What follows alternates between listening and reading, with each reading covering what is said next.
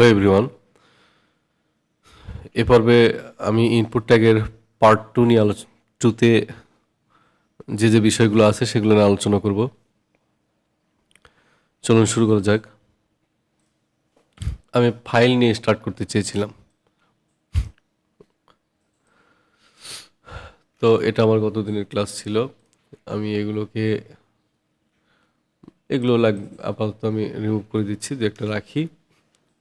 আচ্ছা, এখন এখানে ফাইল নিয়ে কাজ করার জন্য আমার যেটা করতে হবে সেটা হলো,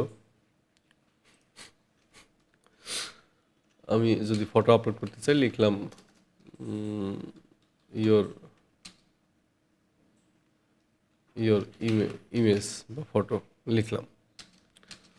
এখানে ইনপুট টাইপ হবে ফাইল, ঠিক আছে। নেম দিলাম যে মাই ফটো,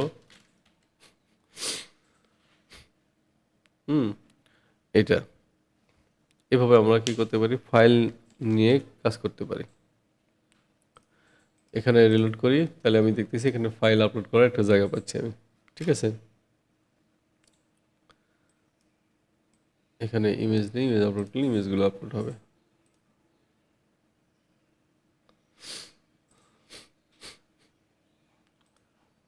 ইমেজ নিলে ইমেজ একটু দেখাচ্ছে। আচ্ছা, এখন আরেকটা ইনপুট দেখাবো, সেটা হচ্ছে এখানে নাম্বার। নাম্বার এখানে লিখলাম পিপল, পিইও পিএল, পিপল লিখলাম। ইনপুট এখানে হবে নাম্বার। নেম দিলাম হচ্ছে O P L, people count, people count. এখানে ধরো বিয়ার দিতে হবে, তাই না? বিয়ার দিলাম, তাহলে বুঝতে সুবিধা হবে। আচ্ছা, এখন দেখি এখানে কিন্তু আমি নাম্বারটা দিতে পারি। এখানে রিলোড করলাম, এখানে আমি কোনো নাম্বার বসাইতে পারি। এই যে নাম্বার বসলে নাম্বার উঠবে, টেক্সট বসলে কিন্তু উঠতেছে না। এখানে টেক্সট বসলে উঠতেছে না, নাম্বার বসলে নাম্বার উঠবে। এই নাম্বারটা কিন্তু আমি মিনিমাম নাম্বার ও ম্যাক্সিমাম নাম্বার দিয়ে ঘিরে ফেলতে পারি। এখানে হচ্ছে আমি মিনিমাম নাম্বার যদি দিই মিন 1, তাহলে একের নিচে যে সংখ্যাগুলো সেগুলো আসবে না। এখানে আমি যদি দিই -5 বা একই দিলাম, 0 দিলাম, 0 নিচে আর আসবে না।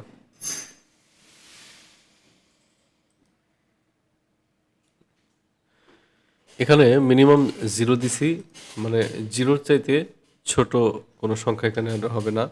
আর হচ্ছে আমি যদি এখানে ম্যাক্স দিই, ম্যাক্স এখানে দিলাম হচ্ছে যদি 10 দিই, তাহলে 10 বড় সংখ্যা, ছোটই দিই, 5-এর চেয়ে বড় আর সংখ্যা এখানে হবে না, ইনপুট নিবে না।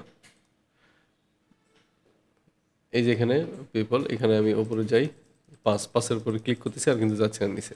নিচে যাই, 0-র নিচে কিন্তু আর আসতেছে না। আচ্ছা, ম্যাক্স মিনের এই কাজ। তারপরে তারপরে হচ্ছে আমি দেখব হচ্ছে, আমরা দেখব এইটা। এখানে দেখব হচ্ছে রেঞ্জ। রেঞ্জ কিভাবে করে, যে একটা ভলিউমের মতো থাকে, সেটার একটা মান থাকে। আচ্ছা, রেঞ্জ লিখি, রেঞ্জ। এখানে ইনপুট টাইপ হবে রেঞ্জ, সরি রেঞ্জ। এখানে এর একটা নেম থাকবে, নেম থাকবে, দিলাম রেঞ্জ। আচ্ছা, এখন এখানে একটা বিয়ার দিই। এখানে রিলোড করলে আমার কি হয়, একটা রেঞ্জ থাকে, সবার নিচে এটা, সবার উপরে এটা। এটা হচ্ছে রেঞ্জ, ভলিউমের মতো আছে। আচ্ছা, এখন এটার কিন্তু আমার ম্যাক্স মিন আছে। এখানে যদি লিখি মিন 5 আর ম্যাক্স 10, তাহলে এখানে সবার নিচে স্লাইড করলে যেটা হবে, এখানে সবার নিচে স্লাইড করলে যেটা হবে সেটা হচ্ছে কত আমার, সেটা হচ্ছে 5। সবার নিচে স্লাইড করলে হবে 5, সবার উপর হবে 10, মানে এখানে যেটা দিছি আর কি সেটা তার ভ্যালু হবে। আচ্ছা, এখন তারপরে হলো দেখব সার্চ। তাহলে লিখি সার্চ লিখলাম, সার্চ। এখানে তাহলে ইনপুট ইনপুট টাইপ হবে সার্চ, ইনপুটের টাইপ হবে সার্চ। আর এখানে নেম দিয়ে দিই, একটা নেম দিলাম সার্চ।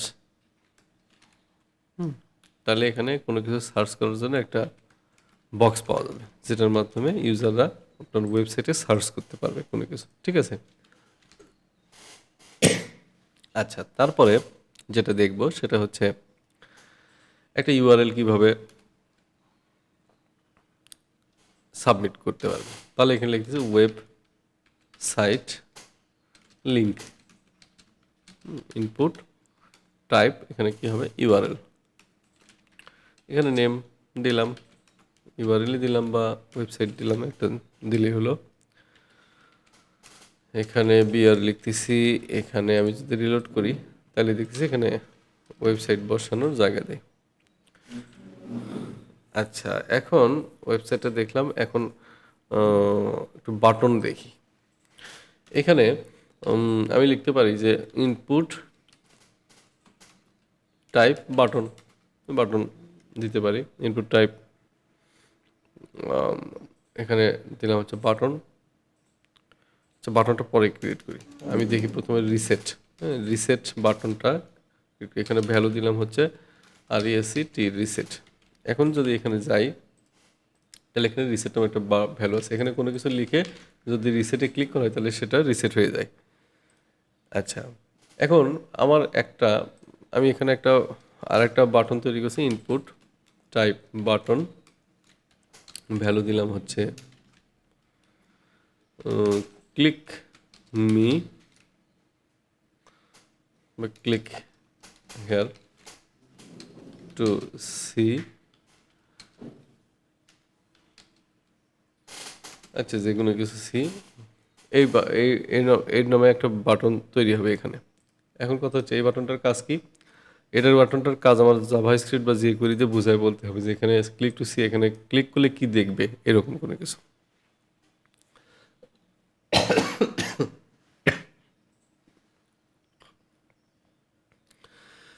আচ্ছা, এখন আমার কিন্তু আবার ইনপুটের একটা টাইপ আছে, ইনপুটের টাইপ কিন্তু ইমেজও হয়। এখানে যদি দেই ইমেজ, তাহলে ইনপুটের যে টাইপ আছে সেটা কিন্তু ইমেজও হয়। ঠিক আছে। আমার ইমেজ নিয়ে কোনো বাটন বানানোর প্রয়োজন পড়লো, সেক্ষেত্রে আমি এটা ব্যবহার করতে পারি। এখানে কোনো একটা বাটনের আমি আইকন নিতে পারি। এসআরসি সোর্স এখানে লিখলাম, সোর্সের ভিতরে কোনো বাটন আমরা এখানে দিতে পারি। তো বাটনগুলো পাবো কোথায়? এটা ডাউনলোড করি বাটন,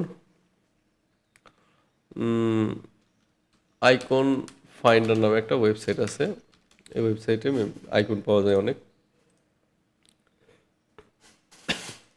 এখানে লিখি চেক, লিখলে এখানে অনেকগুলো বাটন পাবো। এটা মোটামুটি এটা ডাউনলোড করি, ডাউনলোড করলাম হচ্ছে পিএনজি, ডাউনলোড করি, ছোটই ডাউনলোড করি।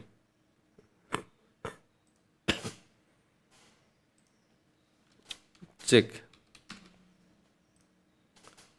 চেক যে ইমেজটা আছে সেই ইমেজটাকে আমি আমাদের যে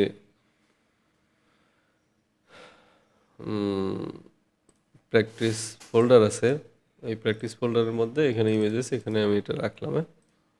এখানে লিখলাম চেক, লেখা আছে চেক। তো আমি এখানে যদি এখন এটা দেই, কার মধ্যে আছে? ইমেজেস ফোল্ডারের মধ্যে চেক নামে আছে। আচ্ছা, এখন আমি যদি এটাকে এইখানে রিলোড করি,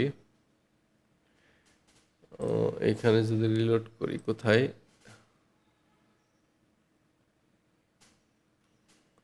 এটা না, এই যে এখানে যদি রিলোড করি তাহলে এখানে দেখতেছি একটা বাটন চলে আসছে কিন্তু, হ্যাঁ, এই যে একটা বাটন চলে আসছে। এরকম বাটনের প্রয়োজন হতে পারে, সেই ক্ষেত্রে আমরা এইভাবে নিতে পারি।